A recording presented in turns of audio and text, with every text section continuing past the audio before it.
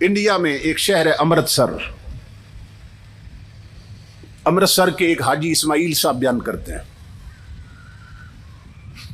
کہتے ہیں میں مدینہ پاک میں تھا تو میں ہوٹل پہ جب بھی کھانا کھانے لگتا تو مدینہ پاک کی ایک بلی آ کے میرے پاس بیٹھ جاتی تھی، اور میں حضور کے شہر کی بلی سمجھ کے نا اس سے پیار کرتا، محبت کرتا، اور خود کھانا بعد میں کھاتا، پہلے روٹی کے ٹکڑے کر کے نا اس کو دیتا. یوں ہی میرا وقت گزر رہا تھا. جب بھی کھانا کھانے لگتا بلی آ جاتی اور میں اس کی خدمت کرتا. کہتے ہیں مدینہ پاک میں میرے 3 دن رہ گئے تھے. غور سے سننا، 3 دن رہ گئے تھے مدینہ پاک میں، اور پھر میں نے واپس آنا تھا انڈیا، امرتسر واپس اپنے گھر آنا تھا. تو میں نے دسترخوان لگایا نا ہوٹل پہ، حسب معمول بلی آ کے پاس بیٹھ گئی.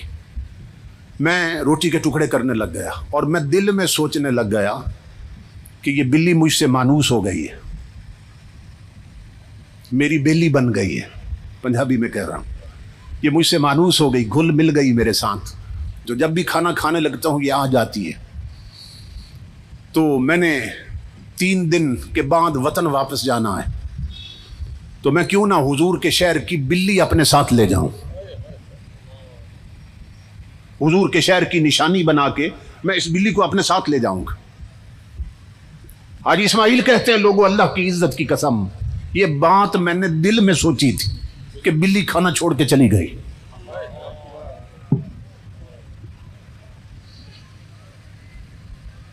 تیرے اعلی حضرت فرماتے ہیں تیرے قدموں میں جو ہے غیر کا منہ کیا دیکھے، اور کون نظروں میں جچے دیکھ کے طلبہ تیرا. کہتے ہیں دل میں سوچا کہ بلی کو پکڑ کے اپنے ساتھ لے جاؤں گا انڈیا، امرتسر. دل میں سوچا، بلی کھانا چھوڑ کے چلی گئی. کہتے ہیں مجھے سمجھ نہیں آئی کہ بلی کیوں چلی گئی. مسجد نبوی میں آذان ہوئی زور کی، میں نماز پڑھنے گیا. میرا معمول تھا کہ ہر نماز کے بعد حضور کی جالیوں پہ نا میں صلاۃ و سلام پیش کرتا تھا، پھر پلٹ کے آتا تھا، ہر نماز پر سلام پیش کرتا تھا. زور پڑھ کے جب میں سلام پیش کرنے گیا نا جالیوں پہ، تو بلی جالیوں کے ساتھ لگی بیٹھی تھی. کہتے ہیں مجھے پھر بھی خیال نہیں آیا کہ راز کیا ہے. اگلی نماز پڑھی، پھر سلام پیش کیا حضور کی بارگاہ میں، بلی وہیں بیٹھی تھی. عشاء کی نماز پڑھی، جالیوں پہ گیا تو بلی وہیں بیٹھی تھی. اتنی بات میرے ذہن میں آ گئی کہ اس کا مطلب یہ ہے کہ بلی کی پکی جگہ یہی ہے، پکا ٹھکانہ یہی جالیاں ہیں، ادھر ہی بیٹھی رہتی ہے، اور جب بھوک لگتی ہے تو پھر ہوٹل پہ چلی جاتی. کہتے ہیں میں نے یہ اندازہ لگایا. تو مدینہ پاک میں نا میری آخری رات تھی. میں نے سوچا کہ آخری سلام پیش کرنے حضور کی جالیوں پہ آنا ہے، تو بلی ادھر ہی ہوتی ہے، ادھر ہی سے پکڑ کے ساتھ لے جاؤں گا. کہتے اس مقصد کے لیے مدینہ پاک سے میں نے ایک ٹوکرا بھی خرید لیا تھا، اس میں بلی میں ساتھ لانا چاہتا تھا. کہتے ہیں مدینہ میں میری آخری رات تھی. کہتے ہیں لوگوں اللہ کی عزت کی قسم جب رات کو میں سو گیا میرا مقدر جاگ اٹھا. میں نے خواب دیکھا، امام الانبیاء خواب میں تشریف لے آئے. میں قدموں پہ گرا، میں نے عرض کی میرے آقا بڑا کرم فرما دیا آپ نے، بڑی عنایت کر دی، مجھے اپنا دیدار عطا کیا. امام الانبیاء نے فرمایا حاجی اسماعیل تو اس لائق نہیں تھا کہ تجھے دیدار کرایا جاتا، مگر مجھے آنا پڑا، مجھے آنا پڑا. حضور نے فرمایا. میں نے عرض کیا آقا کیسے تشریف لائیں؟ امام الانبیاء نے فرمایا حاجی اسماعیل خبردار، خود جا سکتے ہو، میرے مدینے کی بلی نہیں لے جا سکتے ہو.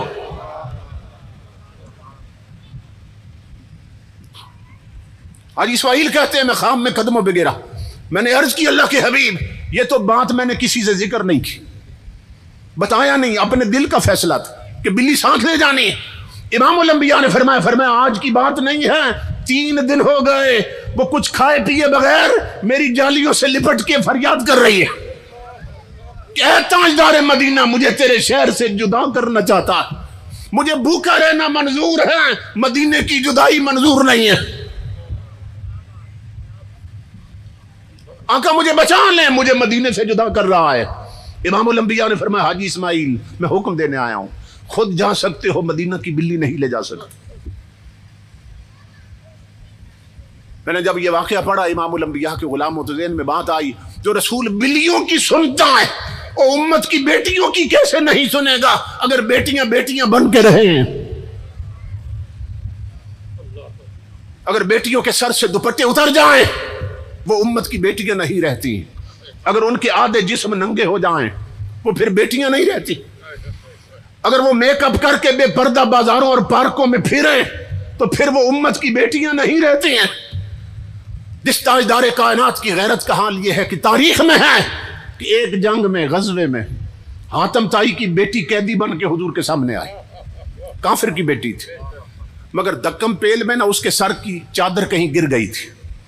صحابہ کہتے ہیں جب اللہ کے حبیب کی نظر پڑی نا اس پر حضور دوڑ پڑے اس کی طرف اور اپنی کالی کملی جس کی عظمت کی فرشتے قسمیں کھاتے تھے وہ کافر کی بیٹی کے سر پہ ڈال دی. فرمایا میری بیٹی اپنا سر ڈھانپ لو, جسم ڈھانپ لو.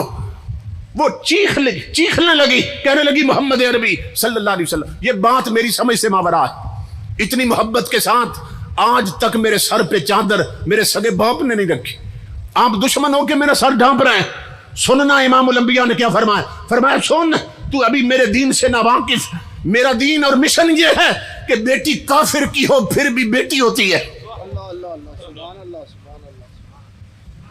میری ماں بہنوں بیٹیوں, جس رسول نے کافر کی بیٹی کا ننگا سر دیکھا تھا دل اتنا تڑپا تھا کہ اپنی چادر اس کے سر پہ ڈال دی تھی.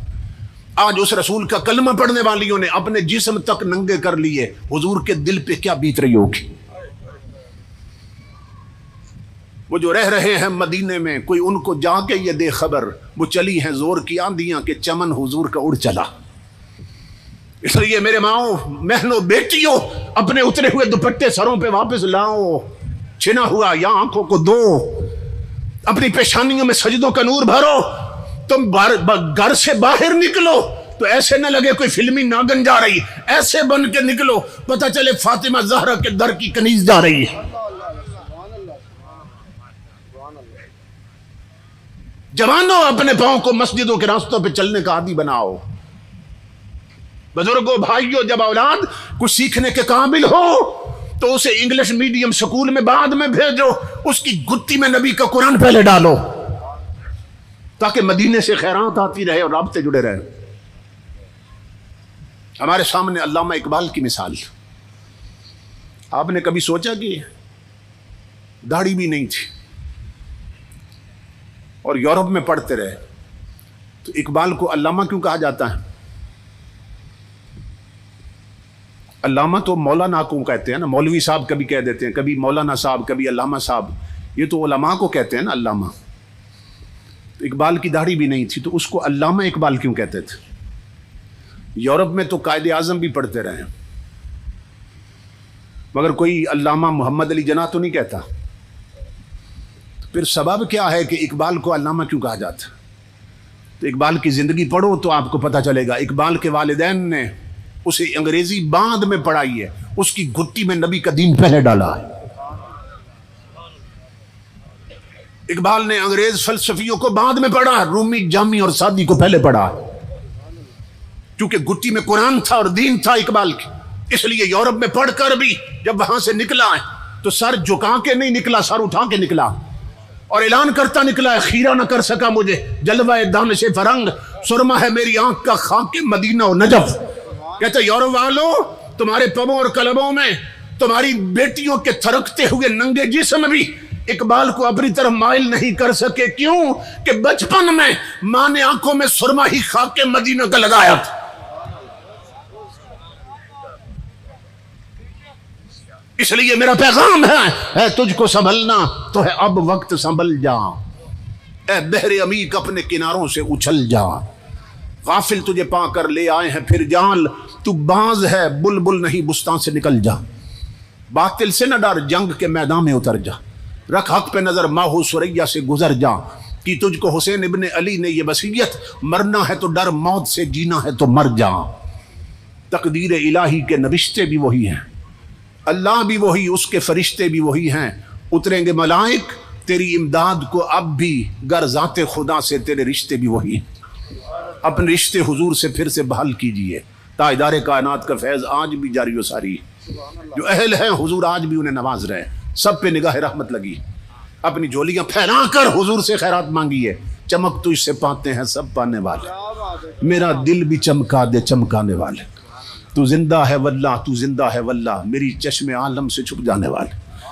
اللہ رب العزت ان بھائیوں کو جنہوں نے اس پروگرام کا اہتمام کیا اور ہمیں جمع کیا اور اتنی محنت کی, وہ سب آپ کے سامنے ہے.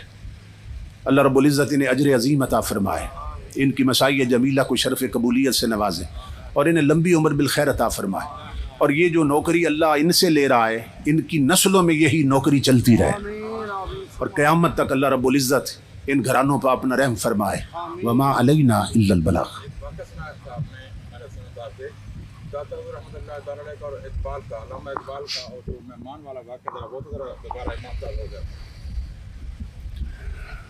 یہ ایک واقعہ فرما رہے, کسی خطاب میں سنا انہوں نے, تو فرماتے ہیں کہ وہ سنا دیں, تو میں عرض کر دیتا ہوں اختصار سے.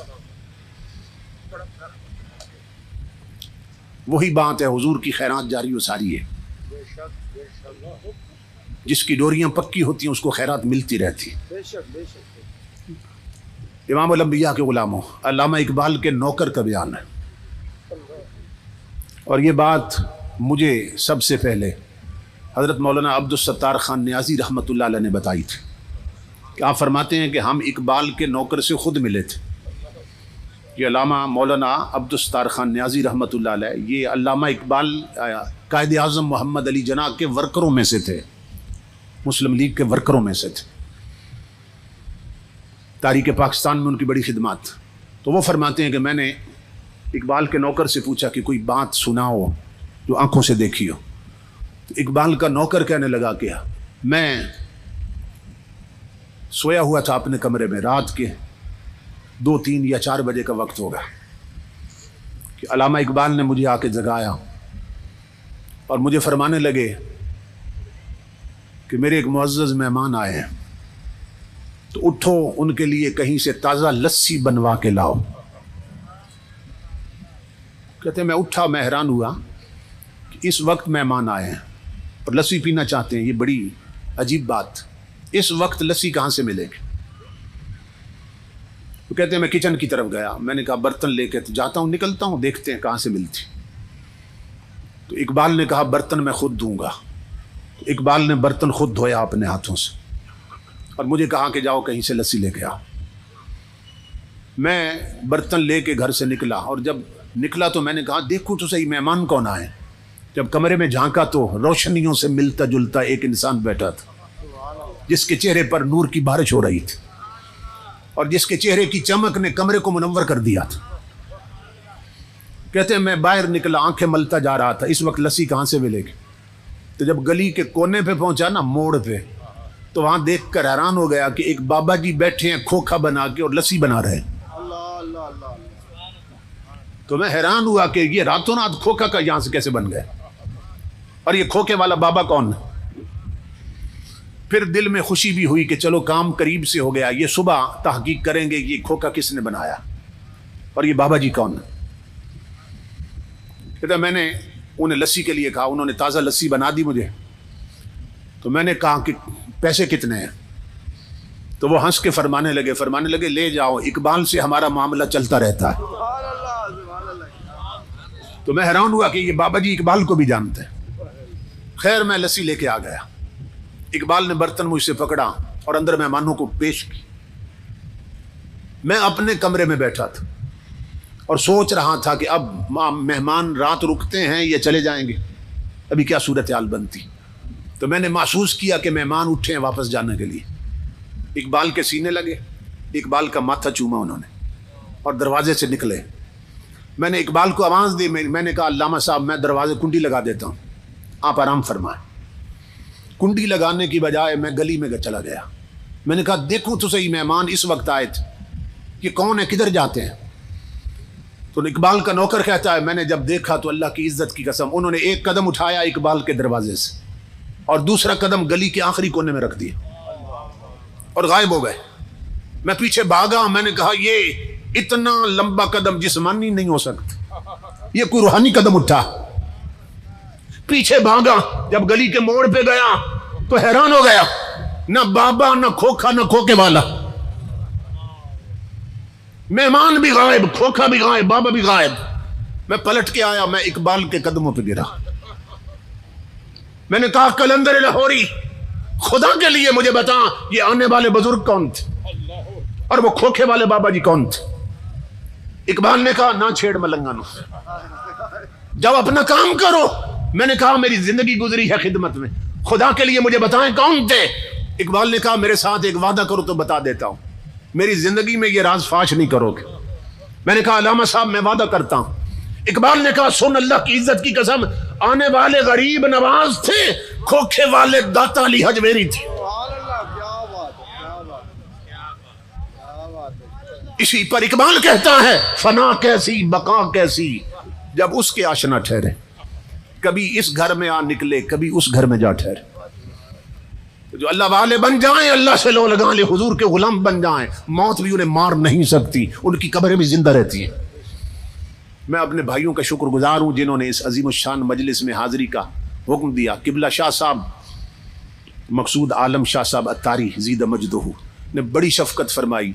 मेरा ख्याल है कोई 2 महीने पहले इन्होंने हुक्म दिया और फिर मुसलसल राब्ते में रहे। अल्लाह रब्बुल इज़्ज़त इनका साया तमाम दोस्तों का अहले सुन्नत के सरों पे कायम रखे और इनकी काविशों को शर्फ कबूलियत से नवाजे। हम सब की हाज़िरी कबूल फरमाए। वमा अलैना इल्लल बलाग। सलाम के लिए खड़े हो जाए।